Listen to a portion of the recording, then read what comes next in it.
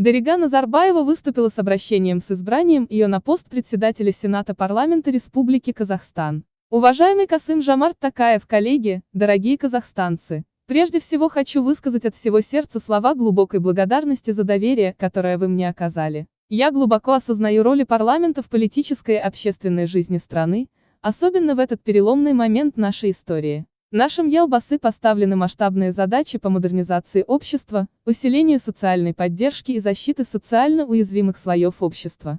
Она отметила, что стратегия развития страны, законодательное обеспечение поставленных задач, в первую очередь, направлены на улучшение жизни людей, укрепление и процветание Казахстана. Разрешите еще раз выразить глубокую благодарность за высокое доверие и заверить, что приложу все свои знания и умения для достижения поставленных целей и задач, заключила Дарига Назарбаева.